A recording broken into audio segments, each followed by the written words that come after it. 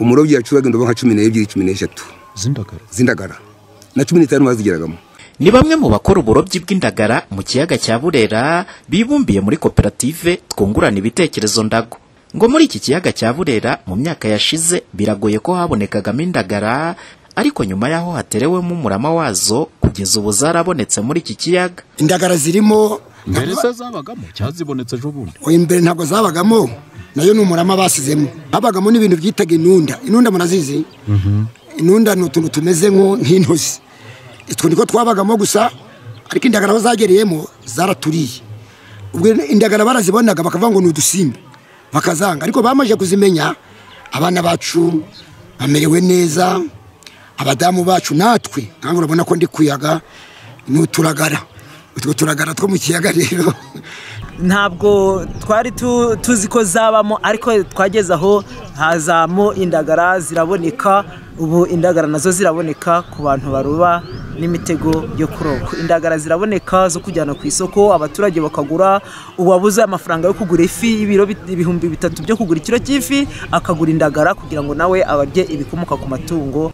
Ku rundi ruhande ngo umurama w'indagara watewe muri iki kiyaga cya Burera usa naho washizemo, ngo ku buryo umusaruro w'indagara uboneka muri iki kiyaga wagabanyutse cyane. Zabaye hemuka umusaruro wagabanutse. Kubera iki?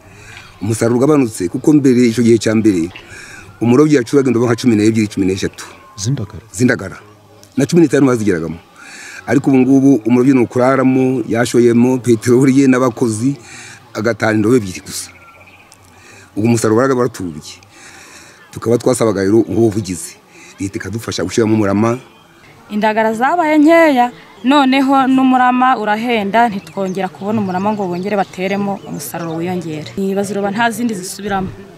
Hari nubwo barabuka bona bazanye utuntu tw'utwana tutari twakura, ukabona ko zari zizakura, ubwo umusaruro ubugabanyitse cyane. Indagara zaraboneka, ariko nabwo kuri ugo ruhande nabwo tutigena ugundi murama.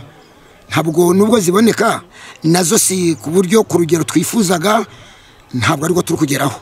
Kubijyanye n'iki cyifuzo cy'aba baturage, Mwanangu umuyobozi w'akarere ka Burera wungirije ushinzwe imibereho myiza y'abaturage yabwiye itangazamakuru byacu ku iki cyifuzo cy'aba baturage bacyakiriye. Ko umurama wongerwa, icyo ntabwo ari ikibazo, cyangwa ni igisubizo cy'amahugurwa yatanzwe.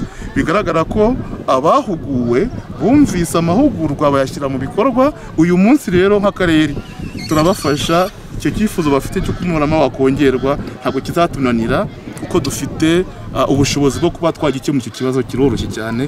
Ahubwo kiranshimishije kuba mu by'ukuri aborozi bacu babona ko bakeneye gukora biruseho kugira ngo barusheho gukomeza kongera umusaruro. Kugeza ubu ikiro cy'indagara zitumye kigura 2,000 by'amafaranga y'u Rwanda ko waje kurangura, ni mu gihe ikiro cy'indagara zumye cyo kigura 15,000 by'amafaranga y'u Rwanda. Umuhoza Honore, Flash TV, mu karere ka Burera mu majyaruguru y'u Rwanda.